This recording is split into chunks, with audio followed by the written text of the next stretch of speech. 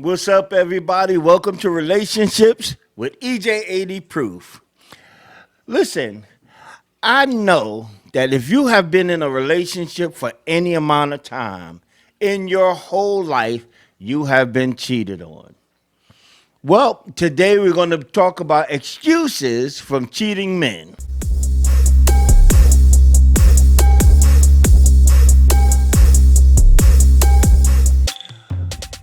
You probably heard them all, but we're going to go through a couple of them right now. Let's start with excuse number one. She doesn't look as good or as sexy as she used to. A man actually used this as an excuse. The good thing about excuses is sometimes they just sound so true. This one is absolutely 100% true. No one will ever look as good or as sexy as they did 10, 20, 30 years ago. It's called aging, stupid. So if you're out there looking for this perfect 20-year-old body that's going to stay like that for the next 30 years, brother, you're going to be alone for a long, long time. This is what we call chasing fool's gold.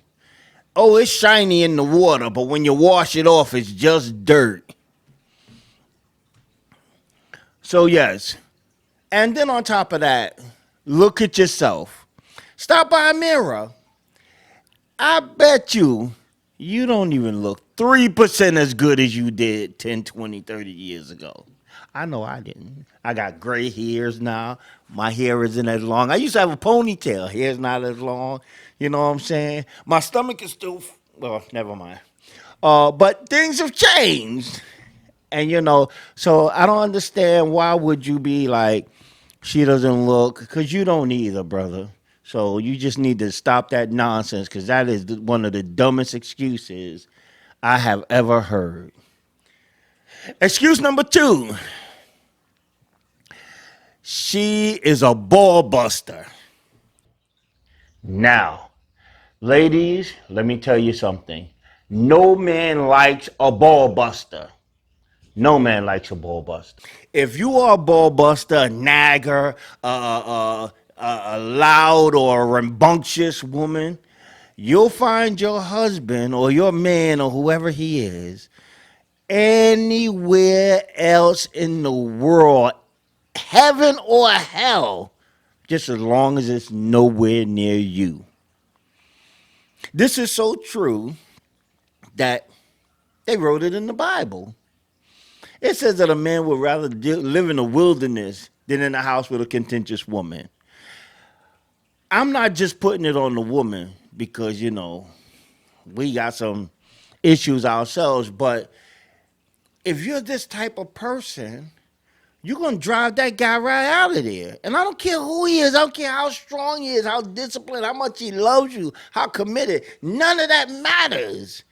If you're constantly nagging and you're loud and rambunctious all the time, you're going to drive this man right out the door. This is not me saying it's okay for him to cheat or that is the reason why he cheated. No, I'm just warning you. If you're this kind of woman that I just mentioned, you will drive him right out the door. And if this applies to you as a man, you will get yourself kicked out. Okay? And again, that doesn't suggest or say that she has a right to cheat or this is an excuse for her to cheat. All I'm saying is you'll find yourself on the other side of that door. All right. Excuse number three. We've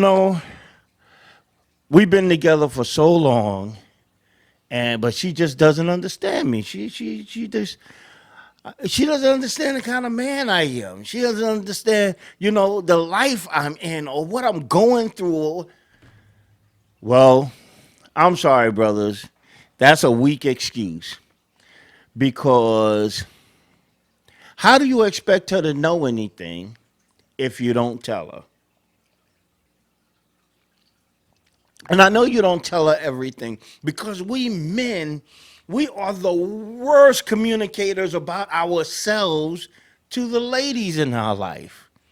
Oh, we'll tell the boys at the bar and at the pool hall, we'll tell them everything. But then when it comes to telling her, we're like, oh, no, I'm good. No, no, I just wanted another drink. No, I'm good. I'm good. I'm good.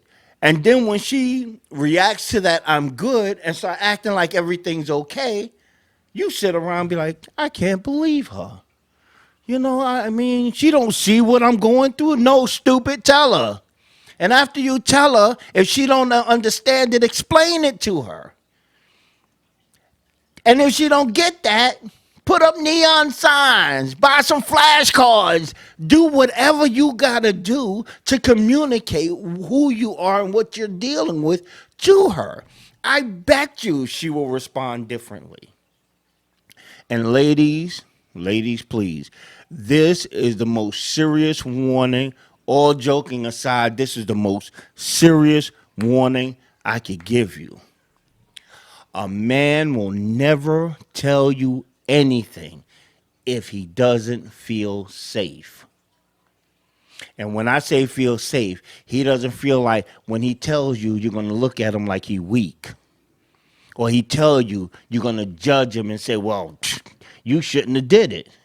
You know, or if he communicates it, it's like you invalidate how he feels because he's a man. If you do anything like that, I tell you of a God's honest truth. This man will shut down and he may never, ever open up again. Please be careful with that. Excuse number 4. It's exciting. Cheating is fun. This one was a little difficult for me.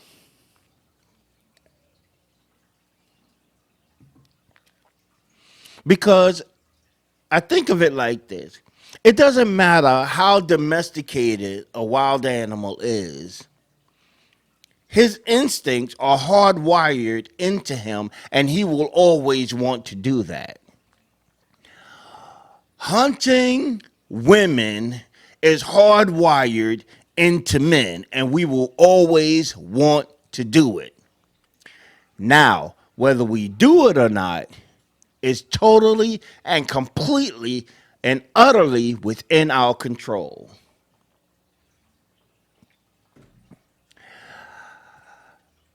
So that's not a reason. So if they tell you, hey, listen, come on, it was nothing but the dog in me. No, come on, man. You made a choice. You decided you was gonna chase this one, and you knew you had one at home. That's all on you. Okay. We look at women all day, all night on the TV, on the internet, walking around. I mean, if there's any spirits of women walking around the house, we probably saw them too. But that's just what men do. And we always think, damn, man, oh my goodness, look at this one, look at that one, look at this one. There's nothing wrong with that. There is nothing wrong with that.